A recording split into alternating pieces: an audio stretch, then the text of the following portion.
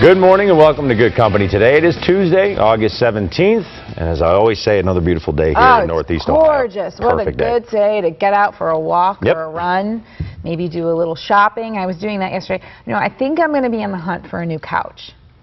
My first big purchase when I got a job was to get a new couch, and it's, well, my voice is going right now. Excuse me, inside of television. But it's now about 10 years old, and I think it's time for something new. For a new couch. But they're expensive. They're not cheap. So I started to think about you, that you just bought a new house and you have to furnish the whole place. Are you starting to feel poor? Starting. I felt poor before, during, and now after. It does a lot to your psyche, yeah. I mean, you do buy a house no matter what size. You take pride in your home, so you actually want to furnish it with some nice things. And you're thinking about the outside, too, so you want to get the flowers and the landscaping in, which is expensive also. Oh, yeah. And you probably are so excited about your new house that you want to furnish every single room. And we couldn't do that. Luckily, I had a lot of junk from my place downtown, so for right now, you know, you have to be smart with your money, and you have to use some of the things that you've had in the past to furnish the home. You know, and on top of that, at least in my situation, there was a wedding involved also, so you really my pockets are empty. Well, it's good timing then that we have our first guest who's going to be coming. I can't wait to talk to him because I need some advice. The book is called How Rich People Think. Do you think like a millionaire? Steve Siebold was a professional tennis player.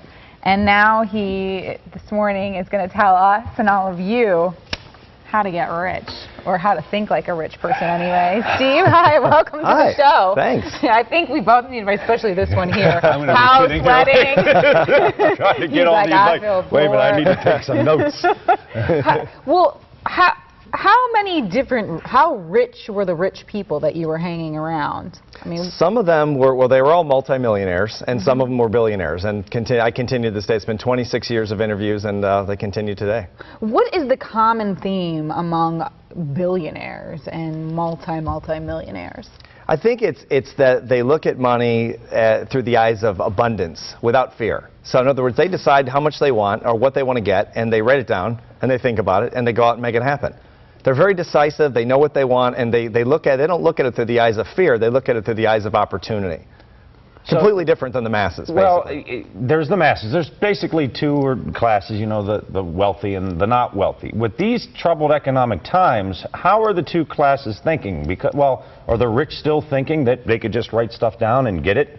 Well, I think they've taken big hits, obviously, you know, like everyone has. But what they're looking at now is what are the new opportunities? Because really, all wealth is built on solving problems, as we all know. So there are more problems now than there ever have been. So there's more opportunity to make wealth. More money will be made, I believe, in the next 5 years by the rich than has been made in the last 20 years. There are a lot of really hardworking people who give everything they can to their jobs, but they're just not making a lot of money. And they maybe are never going to be rich.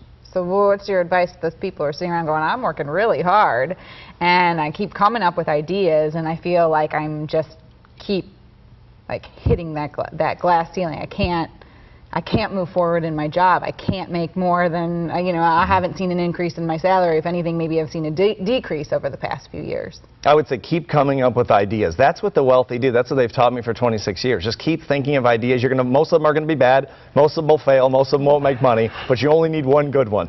Do the really rich people find themselves poor at some point or never? Usually they've either been poor or they've made it and they've lost it, and then they've made it back again, which typically makes them stronger. Well, Steve, you say, you know, you think that a lot of people can be rich as long as you can think rich. Now, if you weren't in the circles that you were in, like if you weren't a professional tennis player and met all these rich people, how do you tell someone who's poor and can't get into those inner circles think like a rich person? Like, if you didn't have that opportunity, you would have never been in that inner circle.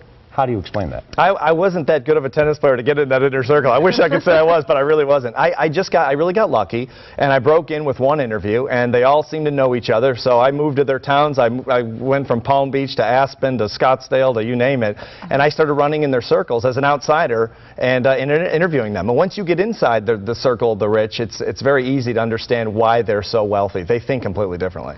How much does luck have to do with having a lot of money? I think luck plays a part in everything. I'm not sure about that. I have no evidence to back it up, but I think getting a little lucky doesn't hurt. But these people are really focused on what they want. They're focused on what they want. They focus on it. They think about in terms of abundance when it comes to money, and they're not afraid to take chances.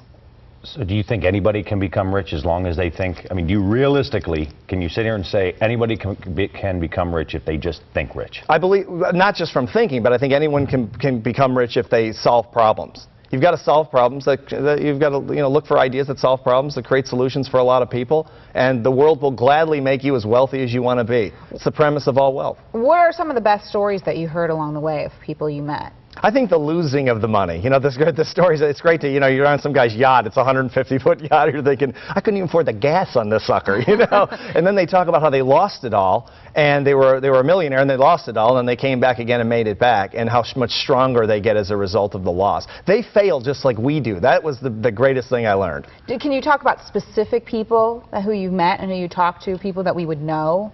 I've actually done that before and been scolded in the inner circle, so I don't do that, and I don't write about it anymore. They're very private. This is a very closed circle of people. All right. Are they usually famous people? I can give you one example. Sam Wiley was someone I interviewed not too long ago. He's a so you would know him maybe, but he's one of the richest people in America and in the world.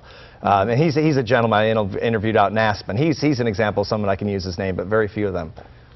What's the example with Sam then? Well, it's basically the same thing. These people really work at leveraging everything they have. Their contacts, their credibility, their knowledge, their education, you name it, they leverage it. They don't work hard, they work smart. They think their way to wealth, and then they take action. How can you tell someone who just lost their job, a lot of people in Northeast Ohio are in that situation, how will your book help them become rich? I would say probably stop thinking like the middle class, like the masses in terms of getting a job. If you want a job, approach it like a rich person would approach it. A rich person would not apply for a job in an economy with no jobs. They would probably go to a company, small or mid-sized company, and say, you know what, I can make your cash register ring. Don't pay me for 2 weeks, put me on a trial. I'll sell more of your highest margin product than anyone ever has. Give me 2 weeks to give it a chance. If I make it, you hire me. If not, I walk away, cost you nothing. That's how a rich person would go get a job, and they'd have a job in a couple days. Okay, well, the book is called How Rich People Think.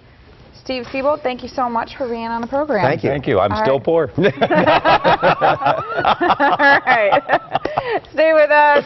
We'll be right back with Dr. Joe Rock, who's going to talk about what happens when you become complacent in your relationship. And Nighttown is back in the Good Company kitchen, cooking up a delicious trout almondine.